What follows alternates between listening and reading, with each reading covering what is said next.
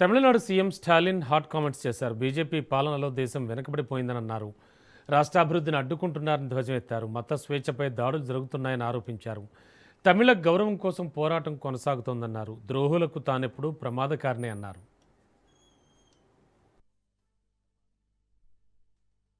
இதே மாதிரி ஒரு சட்டமன்ற தேர்தல். அந்த சமயத்தில் சில பேர் ஸ்டாலின் இஸ் மோர் டேஞ்சரஸ் தென் கருணாநிதின்னு சொன்னாங்க. கலைஞரோட என்னை எப்போவுமே ஒப்பிட முடியாது. அவரை நான் அப்பான்னு கூப்பிட்டதை விட தலைவர்னு கூப்பிட்டது தான் அதிகம். அப்படிப்பட்ட தலைவரை விட நான் மோர் டேஞ்சரஸ்னு அவங்க சொல்லும்போது எனக்கு ஒன்றே ஒன்று தான் தோணுச்சு. தமிழ்நாட்டை வஞ்சிக்க நினைக்கிறவங்களுக்கும் நம்மளோட வளர்ச்சியை தடுக்க நினைக்கிறவங்களுக்கும் நான் என்றைக்குமே டேஞ்சர் தான். இதில் தலைவர் கலைஞரை விட ஒரு படி மேலே இருக்கேன்னா அது எனக்கு பெருமை தானே. ஏன்னா இதெல்லாம் நம்ம தமிழர்களுடைய பிளட்லேயே இருக்குது.